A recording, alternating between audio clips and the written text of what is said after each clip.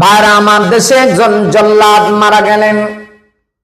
আলোচিত সেই জল্লাদ শাহজাহান মারা গেল। এখন অনেক লোকে বলতেছে এই জল্লাদ কি জান্নাতি নাকি জাহান্নামী।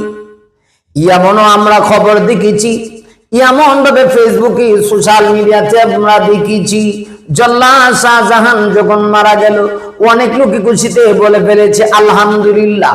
অথচ মানুষ যখন মৃত্যুবরণ করে, বাইরা মৃত্যুবরণ করার পরে মানুষ কি বলে? ইন্না লিল্লাহ বলে। অথচ তার মৃত্যুতে মানুষ আলহামদুলিল্লাহ বলে ফেলেছে। আল্লাহ রাব্বুল আলামিন পবিত্র কোরআনের ভিতরে বলেন, আল্লাযীনা ইযা আসাবাতুহুম মুসিবা ক্বালু ইন্না লিল্লাহি ওয়া ইন্না ইলাইহি রাজিউন।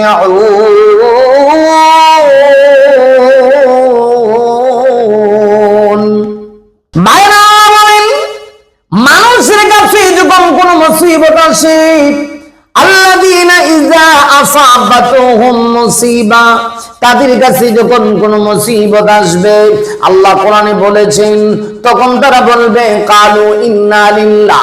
একজন মানুষ যখন মৃত্যুবরণ করবে তখন সে বলবে ইন্না লিল্লাহ। মৃত্যু একটা মুসিবত, একটা বিপদ, অথচ তার মৃত্যুতে মানুষ বলে আলহামদুলিল্লাহ। এর অর্থ কি? আসলে সমাজের মানুষেরা এখন আর তারে ভালো জানে না, তার সম্পর্কে ভালো ধারণা রাখে না। ভাইরা আমার, জল্লাদ শাহজাহান এমন একজন ব্যক্তি, নিজের হাত দিয়ে অনেক বড় বড় আলেমকে সে ফাঁসির মঞ্চে ঝুলন্ত করেছে। এই লোকটা অনেক বছর জেলে ছিল, জেলে সাজা ভোগ করে যখন জেল থেকে বের হয়ে আসলো, মাত্র 371 দিন দুনিয়াতেই বেঁচে ছিল। কিন্তু এই 371 দিনেও জীবনের শেষ প্রান্তেও আমরা তার ভিতরে কোনো অনুশোচনা দেখতে পাই নাই। এমন হয় নাই আমরা যে দেখেছি তাকে আল্লাহওয়ালা হয়ে জীবন যাপন করতে, বরং আমরা দেখেছি এই লোকটাই ছোট ছোট মেয়েদেরকে নিয়ে অনৈতিক কাজের মধ্যে লিপ্ত ছিল। এমনকি সে ছোট ছোট মেয়েদেরকে নিয়ে আমার বায়না সোশ্যাল মিডিয়াতে ভিডিও পর্যন্ত ছেড়েছে, এমন অসংখ্য ভিডিও ছেড়ে দিয়েছে। এজন্য মানুষ আর তার প্রতি ভালো ধারণা নাই। এবার অনেকেই জানতে চায় গো, এই লোকটা জান্নাতি না জাহান্নামী? একজন মানুষ জান্নাতি না জাহান্নামী এই গ্যারান্টি পৃথিবীর কেউ দিতে পারে না। তবে হ্যাঁ, এই পৃথিবীতে কিছু মানুষ তার আমলের মাধ্যমে মানুষ বুঝতে পারে তার জীবনটা ভালো ছিল না, তার জীবন চলাটা দেখেই মানুষ বুঝতে পারে লোকটা নেককার না বদকার। আমার ভাইরা, তবে আল্লাহ রাব্বুল আলামিন জাহান্নামী যারা হবে তাদের সিমটম আমার আল্লাহ আমার তেলাওয়াত কি আয়াতের ভিতরে দিয়েছে। আমার আল্লাহ বলেন, ফা আম্মা মান তাগা ওয়া আথারাল হায়াতাদ দুনিয়া ফাইন্নাল জাহিমা হিয়াল মাওয়া।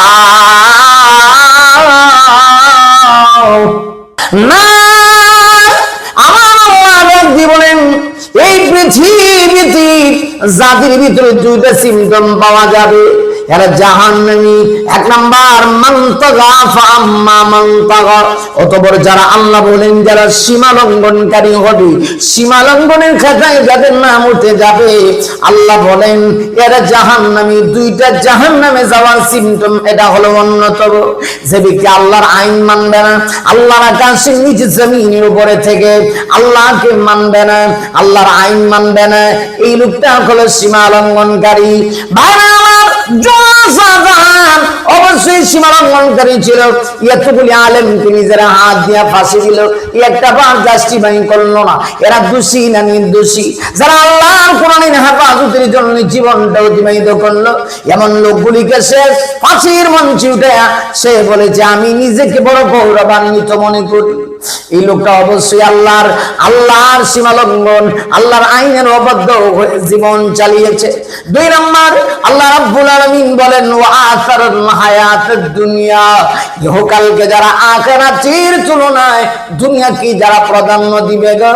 আমরা দেখিয়েছি লোকটার ভিতরে 2টা বদগুণ ছিল। আল্লাহ মাফ করুক জানি না, ইমানের হালতে মৃত্যুবরণ করলে তো আল্লাহ মাফ করতেই পারে, তবে হ্যাঁ সাজা ভোগ করা লাগবে। এই 2 সিমটম যার ভিতরে থাকবে গো, আল্লাহ বলেন ফা ইন্নাল জাহিমা হিয়াল মাওয়া, নিঃসন্দেহে ওই ব্যক্তি জাহান্নামী, এতে কোনো